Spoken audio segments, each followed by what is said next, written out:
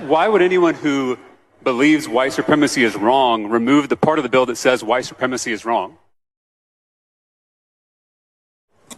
Let me ask it another way. Is it fair Mr. Tallarico, you asked me a question. You said, do you plan to concur or not concur? Do you plan to call a point of order on this bill? I'm only a sophomore, but I do know from my 2 terms that questions come from this mic and answers come from that mic. Actually, Mr. Tallarico,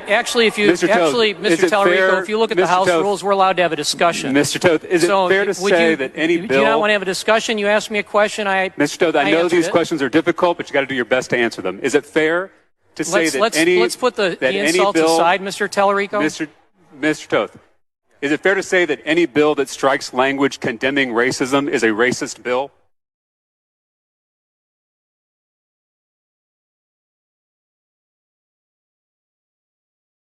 Mr. Toth, we can move on to another question. This bill is teaching certain values. In Section FA1, the bill mandates that teachers teach an appreciation of participating in civic life, a commitment to the United States and its form of government, and a commitment to free speech and civil discourse. But we are choosing, in fact, you're choosing today not to teach students that white supremacy is morally wrong. So we are just teaching some values and not others in this bill. Is that correct? Is there anything in this bill, Mr. Tallarico, that precludes the teaching of white supremacy?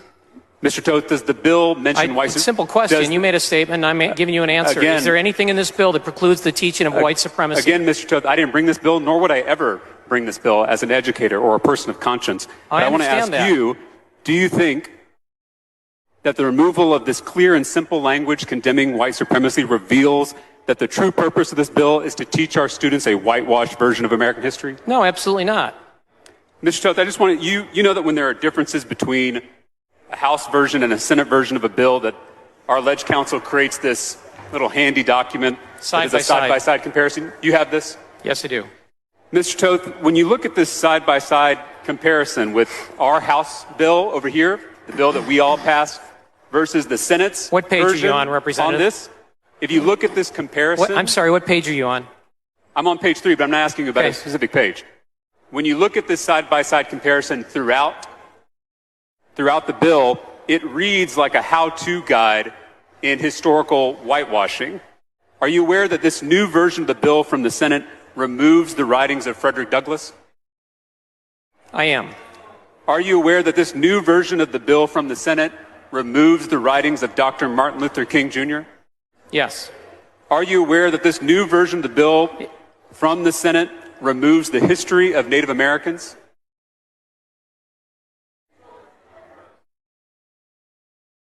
The way the bill is laid out, that's a yes or no question, because we were very clear that we could not be conclusive about every single document out there that we could. I'm going to give you an answer.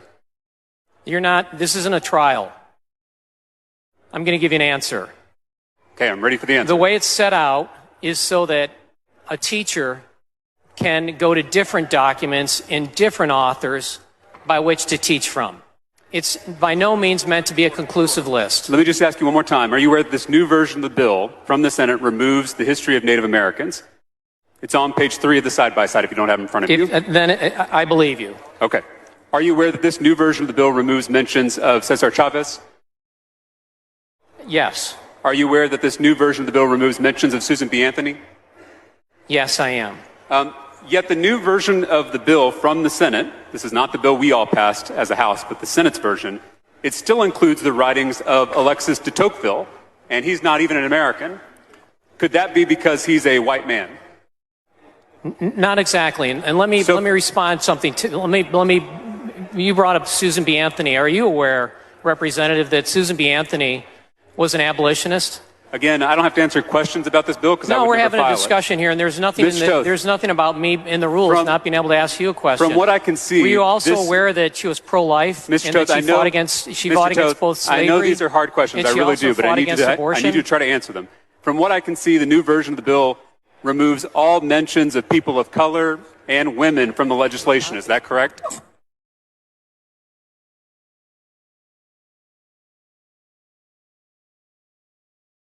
Mr. Toth.